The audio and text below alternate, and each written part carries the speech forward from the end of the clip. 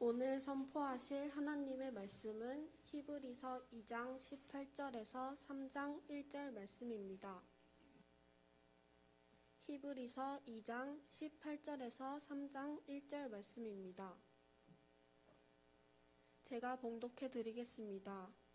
그가 시험을 받아 고난을 당하였은즉 시험 받는 자들을 능히 도우실 수 있으니라. 그러므로 함께 하늘의 부르심을 받은 거룩한 형제들아, 우리가 믿는 도리의 사도이시며 대제사장이신 예수를 깊이 생각하라. 네, 사순절 홀리라이프 말씀으로 예수를 깊이 생각하세요라고 하는 주제로 한 몇 주 동안 같이 말씀을 나누고자 합니다. 여러분, 철학에서는 인간을 일컬어서 호모 사피엔스라는 말을 씁니다. 이 사피엔스라는 말은 묻고 탐구한다 하는 말이에요. 호모라는 말은 인간이란 말이고, 그러니까 인간이란 묻고 탐구하는 존재다라는 것이죠. 그렇다면은 묻고 탐구하는 존재라는 것은, 인간은 어떤 존재라는 것입니까? 생각을 하니까 묻는 거죠. 그리고 뭔가 필요하고 생각 속에서 어떤 것에 대한 갈구함이 있으니까 그것을 찾고 탐구한다는 거예요. 그러니까 생각하지 않으면 할 수 없는 일이라는 것입니다. 철학자인 데카르트는 나는 생각한다, 고로 나는 존재한다. 인간을 존재하게 만드는 것은 사람의 몸이 아니라 바로 이 생각이라고 하는 것입니다.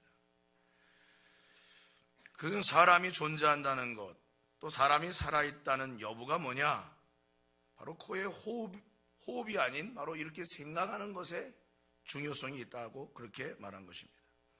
철학자인 파스칼은 인간은 생각하는 갈대라고 하는 유명한 말을 남겼습니다. 인간은 갈대처럼 나약하고 무기력한 존재인 것은 사실이지만은 다른 피조물과는 달리 생각할 줄 알고 생각하면서 산다는 것, 이것은 어떤 피조물도 따라올 수 없는 인간이 가진 위대함이라고 그는 보았던 것입니다.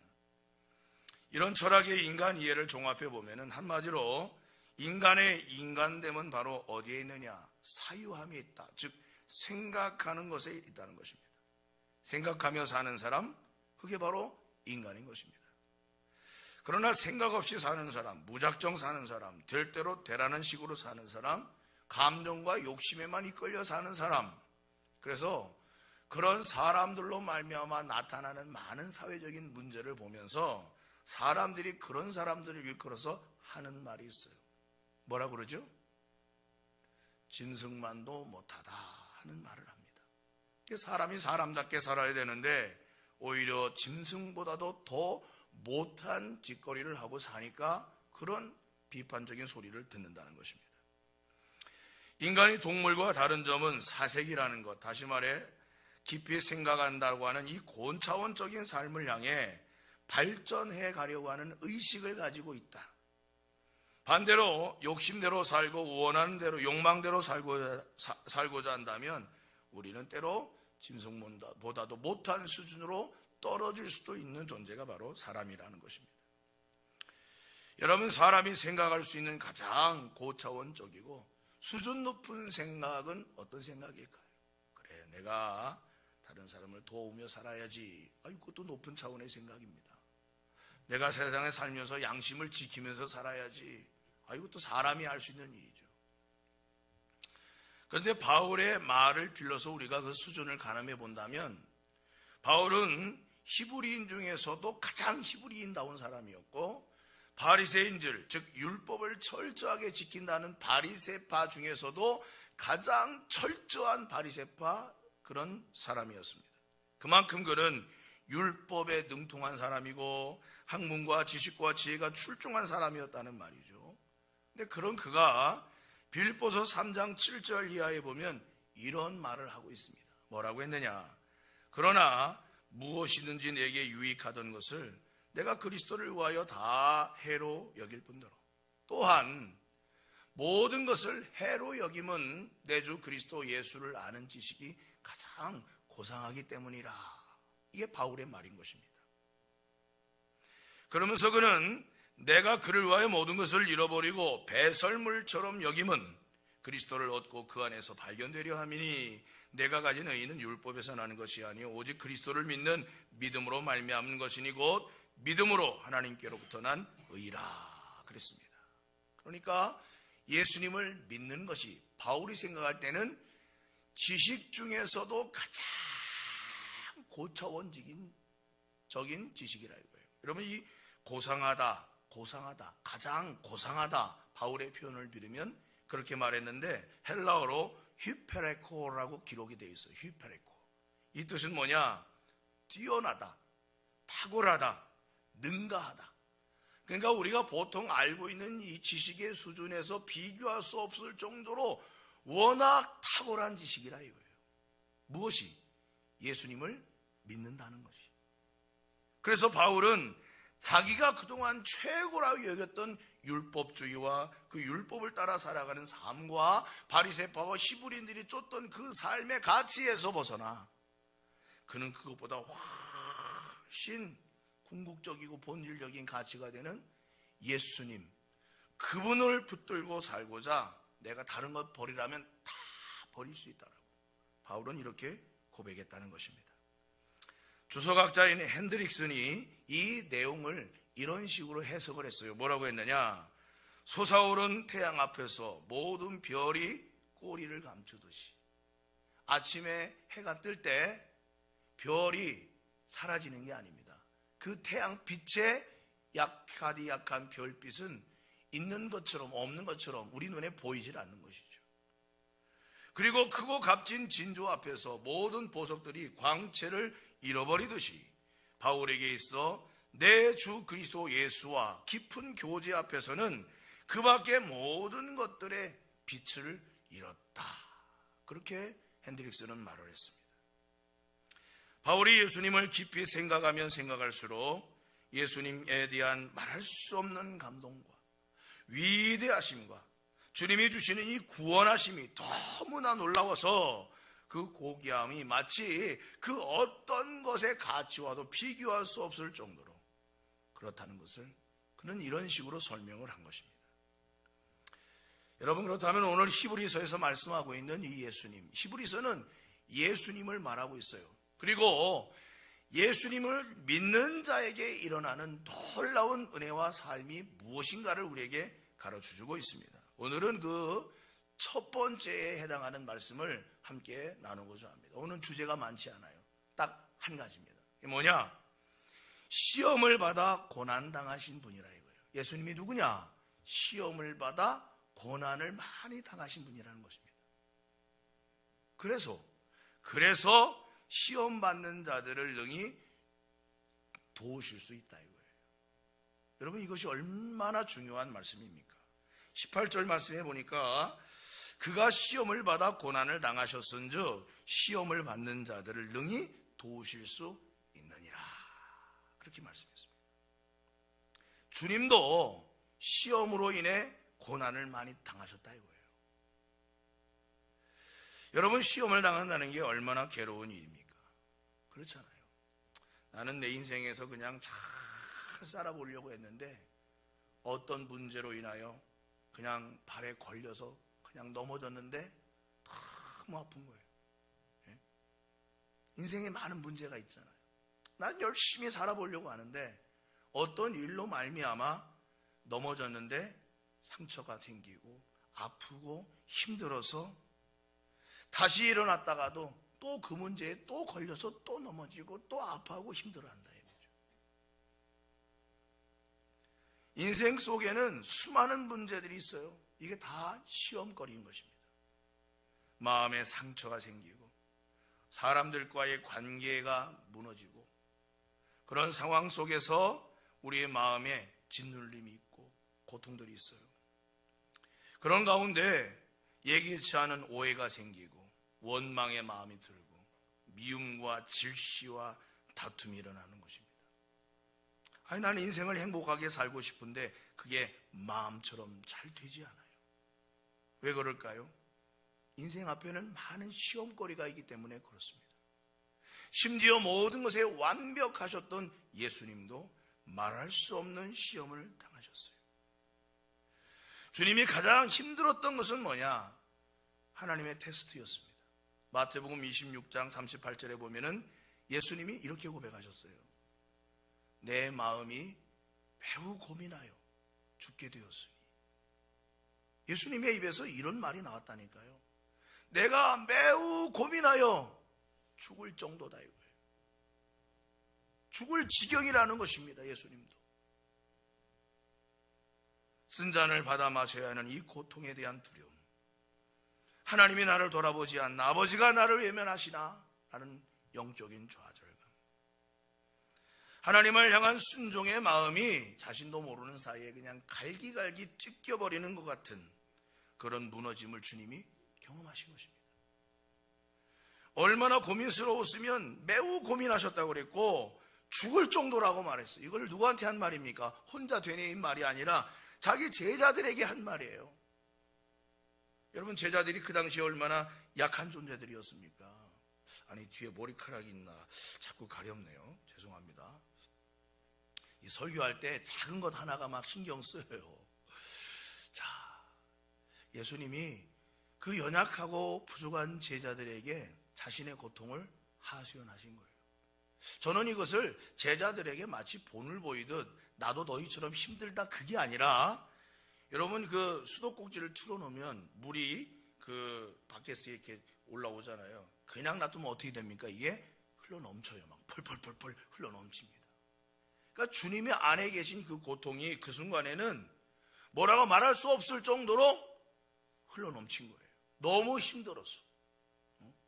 그래서 어떤 사람은 평소에도 성격이 아주 잔잔하고 평온하고 좋은 사람이 갑자기 막 화를 낸다든지 막 분노한다든지 그럴 경우가 있어요. 참다 견디다 못할 때는 폭발하게 되는 것처럼 주님도 그 안에서 솟구쳐 오르는 이 고통과 좌절과 고민이 주님의 마음을 힘들게 하니 연약하고 부족한 제자들에게까지 내가 고민하여 죽게 되었다, 나를 위해서 좀 기도해다오 라고 주님이 부탁하실 정도였다는 거예요. 그렇습니다. 이 땅에서의 주님의 삶은 그 자체가 시험과 시련의 연속이었어요. 태어나실 때부터 헤롯에게 죽임을 당할 뻔했습니다. 태어나실 때부터. 주님은 마지막 죽는 십자가에서 죽는 순간까지 무죄하셨음에도 불구하고 지극히 억울한 죽음을 당하신 것입니다. 주님의 삶은 오해와 질시와 미움과, 주님이 뭔가를 잘못하셨나요? 그렇지 않음에도 불구하고 누가복음 22장 28절에 보면 주님이 또 이런 말씀을 하셨어요.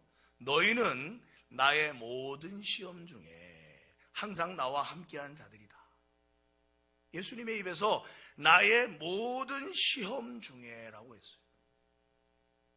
이렇게 보면 주님도 살아가는 내내 수많은 시험거리로 인하여 힘들고 지치고 무거운 짐을 진 듯 괴롭고 우리와 똑같은 그런 고난을 주님이 당하셨다는 것입니다.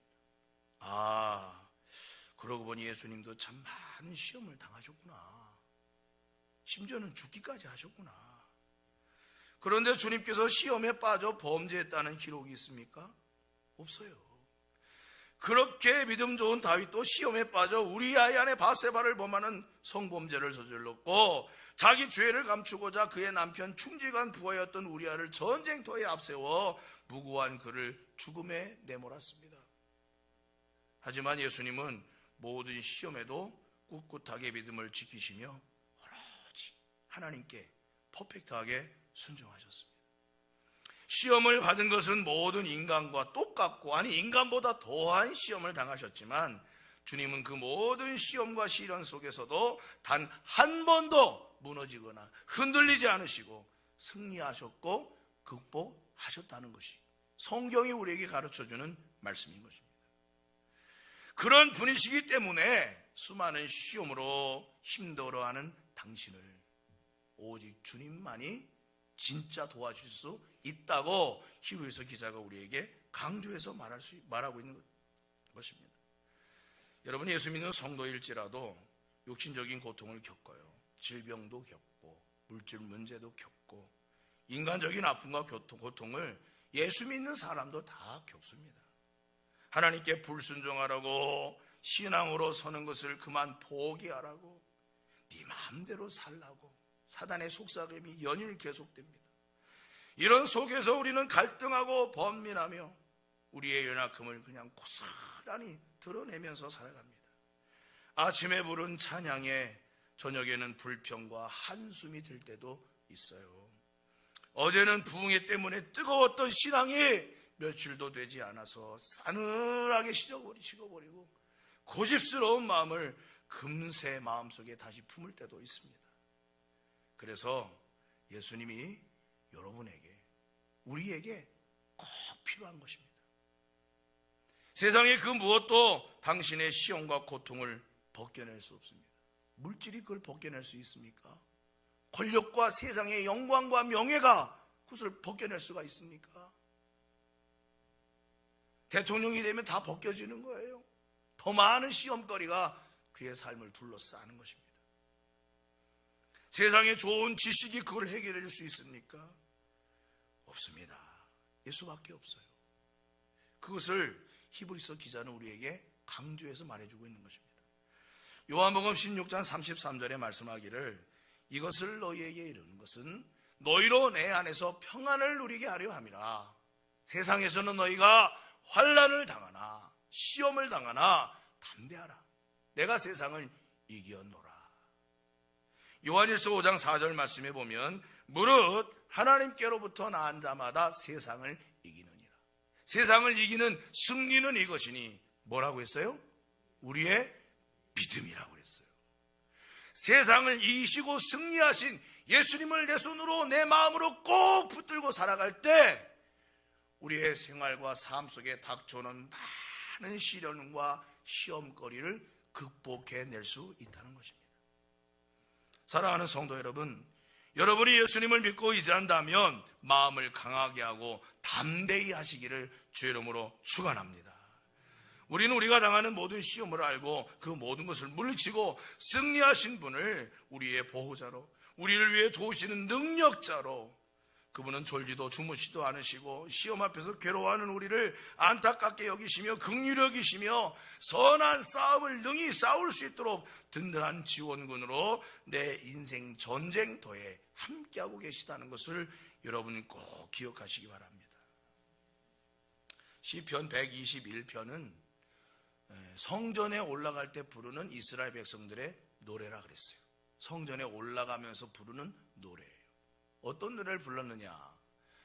내가 산을 향하여 눈을 돌리라. 나의 도움이 어디서 올까? 나의 도움은 천지를 지으신 여호와에게서다. 이 노래를 부르면서 성전으로 가는 거예요. 그러면서 말하기를, 이스라엘을 지키시는 이는 졸지도 아니하시고 주무시지도 아니하시리로다. 여호와는 너를 지키시는 이시라. 여호와께서 내 오른쪽에서 내 그늘이 되시나니 나 죄가 너를 상하게 하지 아니하며 밤의 달도 너를 해치지 아니하리로다. 여호와께서 너를 지켜 모든 환난을 면하게 하시며 또 내 영혼을 지키시리로다. 여호와께서 너의 출입을 지금부터 언제까지요? 영원까지 지키시리로다 그랬습니다. 예수님은 어떤 분이냐? 우리가 당하는 환난과 시험거리를 우리보다 더 깊이 겪으신 분이세요. 그래서 우리의 연약하고 부족한 체질을 잘 아십니다. 그렇기 때문에 오늘 또 우리가 도움을 구하면 도우시기 위하여 준비하고 계시고 역사하고 계시고 예비하고 계신 하나님이심을, 우리 주님이심을 믿으시기 바랍니다. 그가 시험을 받아 고난을 당하셨은즉 시험을 받는 자들을 어떻게 하신다고요? 능히 도우실 수 있다고 말하고 있어요. 도우실 수 있다는 얘기는 우리더러 뭐 하라는 얘기입니까? 도움을 구하라는 이야기인 것입니다. 그러므로 우리는 온갖 시험과 올무 앞에서 누구를? 예수님을 생각해야 해요. 깊이 생각해야 합니다. 주님은 베들레헴에서 나시고 얼마 안 돼요. 헤롯이 보낸 자객들에 의해 죽을 뻔했는데 천사가, 하나님이 천사를 보내셔서 주님을 애굽으로 이주시키시고 헤롯이 죽고 난 다음에 올라오게 하셔서 나사렛에서 사시고 바리새인들의 수많은 핍박 속에서도 꿋꿋하게 믿음을 지키시고 광야에 가서 마귀가 속삭이며 세상 영광 다 줄 테니 저런 번만 하라 해도 예수님은 오직 주의 말씀을 붙들고 순종하시고, 그렇구나, 시험을 받으셨는데 승리하셨구나, 그래 나도 그렇게 주님처럼 살아야지. 이게 주님을 깊이 생각하는 성도에게 주시는 은혜라 하는 것입니다. 사랑하는 성도 여러분이요, 예수님을 기억하는 일을 우리가 그냥 건성으로 넘겨서는 안 되는 거예요. 이것은 그냥 종교의식이 아니고, 내가 누차 여러분에게 말씀드리지만 이것은 삶이에요. 능력 있는 삶인 것입니다. 우리가 왜 예수님을 믿는데 내 문제와 삶에는 주님이 개입하지 않는 것처럼 보일까요? 왜 성경에 나오는 많은 믿음의 사람들이 겪은 이 위대한 역사들이 내 삶 속에서는 미치지 않는 일처럼 느껴지는 것일까요?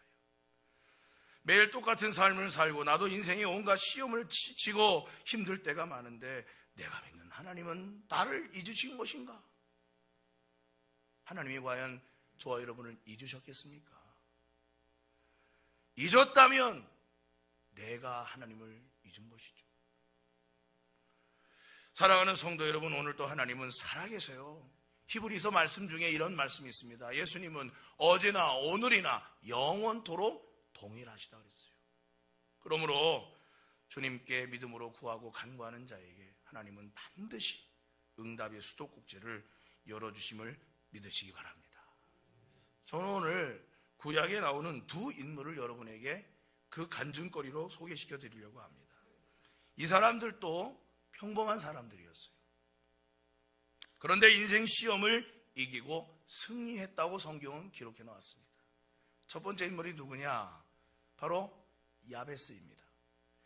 역대상 4장 9절 10절에 보면은 이런 고백이 있습니다. 말씀이 있습니다. 야베스는 그의 형제보다 귀중한 자라.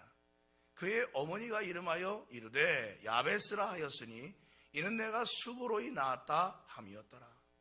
야베스가 이스라엘 하나님께 아뢰어 이르되 주께서 내게 복을 주시려거든 나의 지역을 넓히시고 주의 손으로 나를 도우사 나로 환난을 벗어나 내게 근심이 없게 하옵소서 하였더니 하나님이 그가 구하는 것을 어떻게 하셨다고요?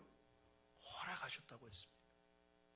근데 야베스에 대한 기록은 이 단 두 줄밖에 없어요.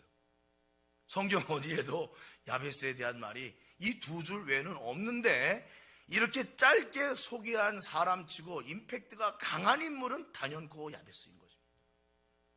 자, 야베스가 하나님께 기도했다고 그랬는데 그의 기도의 내용을 보면 야베스가 겪은 삶의 어려움을 대충 짐작할 수가 있어요. 첫 번째로 뭐가 문제였느냐? 여기 보면 나로 환난을 벗어나 그랬습니다. 환난이 한 번, 두 번 정도 크지 않은 사람이 이런 기도할 수 없어요. 환난을 많이 겪은 사람이 환난을 벗어나게 해달라고 기도하는 것입니다. 그러니까 야베스의 인생과 삶에는 말할 수 없는 환난 풍파가 인생의 시험거리가 몰아닥치는 폭풍처럼 많았다는 이야기죠. 그래서 그는 어떤 삶을 살았느냐? 내게 근심이 없게 하소서 그랬어요. 그러니까 심령 속에 말할 수 없는 근심 덩어리를 안고 늘 사는 사람이 누구였느냐? 그게 야베스였다는 거죠. 환난이 많으니 당연히 염려, 걱정, 근심이 그의 마음을 짓눌렀겠죠. 하루도 발 뻗고 편히 지내는 날이 별반 없었던 삶을 살았던 사람이 누구냐? 그게 바로 야베스였을 것입니다. 그런데 그가 그러한 상황 속에서도 하나님을 향하여 기도할 마음을 먹은 것은 적어도 하나님이 누구신지를 알았기 때문입니다. 하나님은 누구시냐? 나의 고통과 아픔을 돌아보시는 분이며 나를 이 근심 덩어리와 환난 덩어리 속에서 능히 건져내실 수 있는 분이다 라는 사실을 믿고 알았기 때문에 하나님 앞에 줄곧 부르짖은 것입니다. 성경은 그냥 단 한 줄로 기도했더라, 구했더라, 그때는 응답받았더라 딱 나오지만 이거를 쫙 펼쳐보면 마치 그 포카 있잖아요.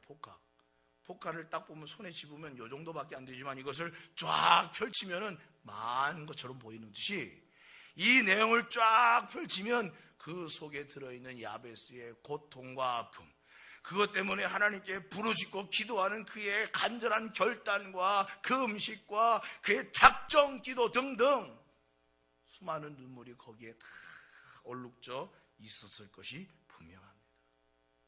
그는 이렇게 말해요. 주의 손으로 나를 도우사. 주의 손으로 나를 도우사. 한번 따라서 해보세요. 주의 손으로 나를 도우사. 할렐루야. 하나님은 돕는 분이라. 도우실 수 있느니라 말씀하셨어요. 그래서 야베스는 하나님께 기도함으로 위대한 신앙인으로 사람들에게 알려지게 되었다는 것입니다. 이 역대상이 기록될 당시에 경제적인 어려움으로 인해서 레위인들, 즉 하나님의 성전과 성막에서 일하는 레위인들마저 하나님의 성전을 버리고 각기 생업을 찾아 나서는 포로기 후대의 암울한 상황이었어요. 그러니까 야베스만 어려운 것이 아니라 많은 사람들이 그렇게 경제적인 어려움을 겪는 때였다는 것입니다. 경제가 어렵다는 얘기는 또 다른 측면에서 보면 어떤 일이겠어요? 부도덕하고 파괴적인 사람들이 세상 속에 넘쳐났다는 이야기이기도 할 것입니다. 그런데 야베스는 그런 와중에 사람들이 살아가는 삶의 흐름대로 흘러가지 않았어요. 마치 아무런 생각 없이 그냥 흘러가는 시냇물에 자기의 생각이 둥둥둥 떠내려가게 방치하지 않았어요. 나는 하나님께, 그 손으로 나를 도우실 수 있는 하나님께 나는 내 근심거리를 맡기리라, 내 시험거리를 맡기리라. 그러면서 믿음으로 나갔더니 하나님의 놀라운 산 역사의 증인이 되었다는 것입니다. 사랑하는 성도 여러분, 여러분의 생각 속에 들어오는 많은 세상의 모든 것들이 여러분 안에서 떠도는 망상이 되지 않도록 하시고 하나님의 약속을 붙들고 야베스처럼 환난을 벗어나 근심이 없는 복된 하나님의 역사를 경험하시기를 주 이름으로 간절히 축원합니다. 두 번째 인물을 소개해드립니다. 그 사람은 누구냐? 오벳 에돔이라고 하는 사람입니다. 이 오벳 에돔이 누구이겠습니까? 언약궤를 아비나답의 집에 약 20년간 보관했어요. 법궤죠. 하나님의 법궤, 하나님의 임재를 상징하는 법궤를 아비나답의 집에서 20년 동안 보관하다가 다윗이 이제 예루살렘을 정복하고 예루살렘의 성을 다 건축한 다음에 성막을 예루살렘으로, 실로에 있는 성막을 예루살렘으로 옮겼어요. 그리고 당연히 그 성막 안에는 하나님의 언약궤가 있어야 한다. 그래서 아비나답의 집에 가서 많은 백성과 군사들을 대동하여 그것을 이제 예루살렘으로 옮기기 시작했는데, 아비나답의 집의 자녀들이 그 옮기는 일에 주체가 되어서 그 언약궤를 소가 끄는 수레에다가 딱 싣고 아주 그냥 안전하게 옮기려고 그러면서 오다가 나곤의 타작마당쯤 이르렀을 때 소가 막 날뛰니까 어떻게 되겠어요? 소퉁에 얹혀있는 그 수레가 막 움직일 거 아닙니까? 그 위에 실었던 언약궤가 땅으로 떨어지려는 순간에 아미나답의 아들 우사가 그걸 손으로 딱 막았다가 그 자리에서 죽었습니다. 그 일이 있은 후에 다윗도 나몰라라 아이고 두려워하고 예루살렘에 돌아가 버리고 백성들이 다 흩어졌어요. 아니, 나곤의 타작마당에 있는 이 언약궤를 어떻게 해야 됩니까? 아무도 손을 댈 수 없는 거예요. 왜? 우사가 죽는 걸 보니까 두렵거든요. 나도 그렇게 될 수 있을지 몰라고 해서 아무도 손들이 대지 않으려고 했어요. 언약궤가 소중한 것이지만 그 순간만큼은 시험거리가 된 것입니다. 그때 자이반 타이반으로 오벳에돔, 이 오벳에돔은 고라 자손의 후손입니다. 고라의 후손이에요. 그러니까 레위지파 사람이라 성막을 관리하고 보호하는 인물이긴 합니다만 언약궤를 만지고 운반하는 직책을 가진 사람은 결코 아니었어요. 그리고 그 후손의 반열에서 속하지 않는 사람이었고, 오벳 에돔의 일은 딱 한 가지입니다. 성전의 문지기가 자기 일이었어요. 성전 문지기. 그러니까 자기의 임무도 아니지만 자이반 타이반으로 떠넘겨진 이 언약궤를 오벳 에돔은 자기 집으로 모셔두렸습니다. 시험거리 아니에요. 자칫 잘못하다가 나뿐 아니라 우리 가족들, 자녀들 다 죽을 수 있는 두려운 일이었어요. 그런데 이 오벳 에돔이 석 달 동안, 아비나답의 집은 20년, 오벳 에돔의 집은 딱 석 달 동안 언약궤를 모셨어요. 근데 어떻게 된 줄 아세요? 하나님이 오벳 에돔의 집에 복을 그냥 부어주셨어요. 오벳 에돔과 그의 집이라는 것은 자녀들을 말하죠. 그 다음에 그의 모든 소유에 하나님이 복을 막 석 달 동안 부어주셔서 그 복된 역사가 이스라엘에 소문이 났습니다. 자, 오벳 에돔은 어떻게 해서 이런 복을 얻었을까요? 사무엘하 6장 11절, 여호와의 궤가 가드 사람 오벳 에돔의 집에 석 달 있었는데 여호와께서 오벳 에돔과 그의 온 집에 복을 주시니라 그랬고, 12절에 보니까 여호와께서 하나님의 궤로 말미암아 오벳 에돔의 집과 그의 모든 소유에 복을 주셨다라고 말씀하고 있습니다. 어떻게 그렇게 복을 받았을까?